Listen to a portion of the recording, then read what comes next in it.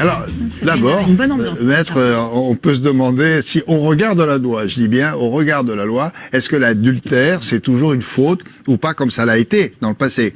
C'est une bonne question. Oui. C'est une question Ah oui, autrefois, c'était tout une le faute. temps. Oui, bah, j'espère que c'est toujours une faute. Ah, Ouais, oui, mais beaucoup pensent que non. Alors la réponse, je la donne dans 30 secondes, un peu de teasing. Un peu de teasing. D'abord, je précise quand même qu'évidemment, on s'adresse là aux personnes qui sont mariées. L'adultère, ça concerne que les gens mariés. Ceux qui sont pas mariés, même si votre ami vous trompe, peut-être une faute morale, ce que vous voulez, mais c'est pas un adultère proprement dit. Bon, premièrement. Deuxièmement, je vous donne une date.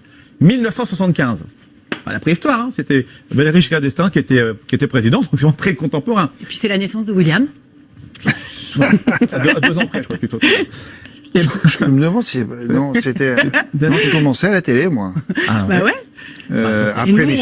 Après Michel Drucker, mais enfin, il n'y a pas si longtemps que ça. Et ben en 75, jusqu'en 75, l'adultère, c'était une faute pénale. Ça veut dire qu'une femme trompait son mari pouvait aller en prison. Et inversement. Eh ben non, inversement, l'homme qui trompait sa femme pouvait avoir qu'une peine d'amende. Ouais, niveau parité, c'était pas encore Insupportable.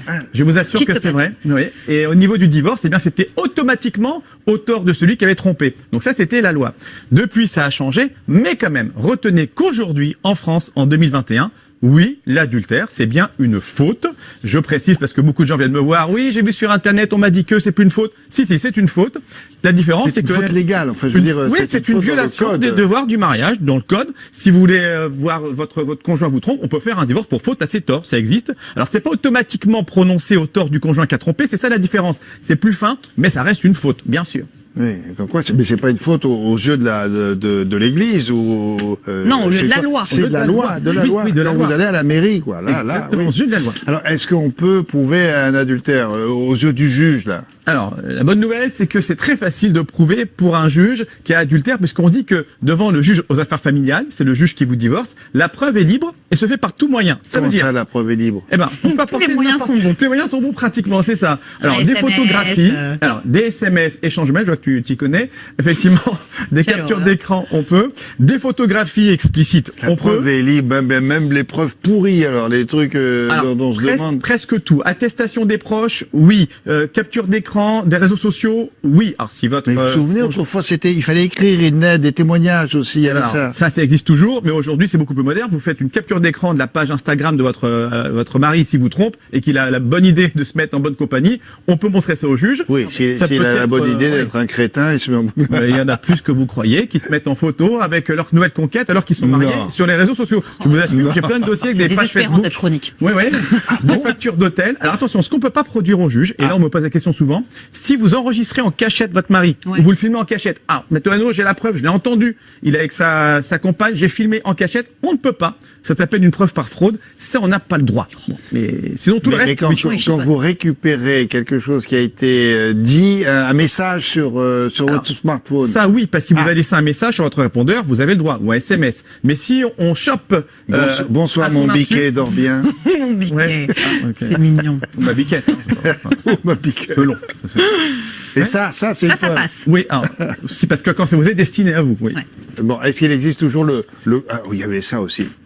Le constat d'adultère fait par un huissier, s'il vous plaît. Par un huissier, et oui, ça existe. Je sais que ça peut paraître d'un autre temps. Ça existe. Alors attention, c'est pas fréquent, c'est quand même très rare. Mais j'ai une copine huissier qui me dit souvent, moi j'y vais. Alors il faut un formalisme, il faut demander à un juge. On peut pas appeler un huissier au téléphone. Est-ce que demain matin, vous pouvez aller à 6h du matin voir si mon mari est tout seul dans le lit? Ça c'est quoi? C'est pour le prendre en flagrant délit Oui, c'est en flagrant délit. Et donc vous demandez au juge qui vous autorise ou pas selon les preuves. Mais oui, ça existe. Ouais, constat d'adultère. Votre mari est en séminaire en province, vous voyez, et vous arrivez à il faut venir très tôt. Très occupé en séminaire. Il faut venir à 6h du matin, généralement. À partir de 6h, on peut pas avant. Ouais. Bon, admettons, l'adultère est prouvé. Et que risque le conjoint infidèle? Bon, alors, pas la prison, ça on a bien compris. Sinon, il y aurait du monde sous les écrous. Donc ça, non, c'est pas pénal. Par contre, un divorce au tort exclusif de celui qui est infidèle, honnêtement, ça sert pas à grand chose. Je vous le dis franchement, si votre mari, votre femme vous trompe, bon, vous voulez divorcer, mais faire un divorce pour faute, pour dire il me trompe, bon, alors vous aurez un divorce au tort. Rien de plus. Alors, parfois des dommages et intérêts quand la tromperie vous a causé un préjudice.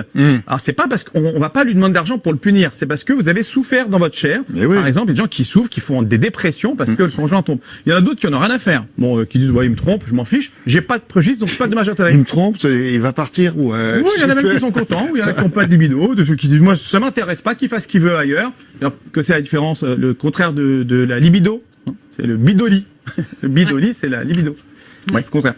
Enfin, en tout cas, quand il y a un préjudice, ouais, non, mais c'est pour ceux qui sont concernés. Attention, petite précision, c'est très peu d'argent qu'on obtient quand on demande des dommages et intérêts. Faites pas un procès pour adultère en disant je vais m'enrichir. On n'est pas aux États-Unis, c'est pas des millions de dollars, c'est quelques milliers d'euros, dizaines de milliers maximum. Donc les sommes sont très faibles. Alors, est-ce que l'adultère est toujours puni par la loi, donc, ou bien le conjoint volage peut parfois être considéré comme non fautif? C'est pas de ma faute. attendez. Non, mais là, je boue à C'est pas de ma l'intérieur. faute. Non, il y a des cas très précis. Ah, oui, là, oui. Alors, c'est énervant, la de loi. manière générale, je te rassure, si le conjoint commet un adultère, il va être condamné, enfin en tout cas on va dire que le divorce sera assez tort. Mais c'est pas automatique. D'abord ça peut être tort partagé. Imaginez un qui trompe sa femme et la femme qui a quitté le domicile ou qui est violente, pour tort partagé. Après c'est vrai malgré tout que parfois le conjoint trompe, il n'y a pas d'autre faute, et pourtant, on prononce pas le divorce au tort du conjoint. J'ai vu passer de la jurisprudence, j'ai eu deux cas, tiens, je te donne les deux cas. Un mari qui avait trompé sa femme, et on a considéré qu'il n'était pas fautif. Pourquoi? Parce que sa femme, sans motif, lui refusait toute relation intime pendant des mois, c'était même des années en l'occurrence.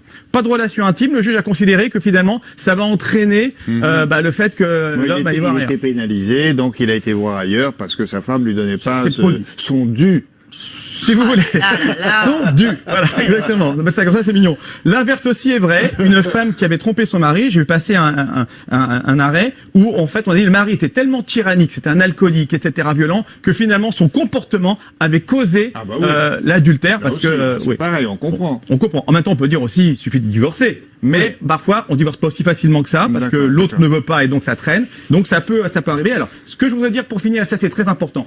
Si vous êtes marié, vous êtes en instance de divorce, vous vous séparez. Vous n'êtes pas encore divorcé, vous êtes séparé. Oui. On se dit, je suis séparé, maintenant je peux refaire ma vie. Non, c'est interdit. Le devoir de fidélité perdure tant que vous êtes marié.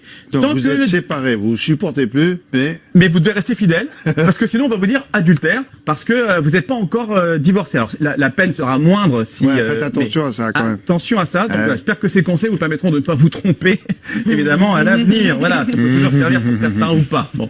Fallait la caser celle-là aussi. Oui, voilà, les vidéos, j'y avais pas pensé. Une mais petite bon. place, voilà. Merci beaucoup. Vous avez tout dit sur le sujet? Oui, enfin il y a plein de choses à dire, mais pour l'instant, on s'arrête là. Dans le temps je pense que imparti. c'est déjà pas mal, là. Pas tout le même jour. Parce que Caro tient plus là. Moi, je parce suis que pas bien. sinon, elle va tourner de l'œil. Revenons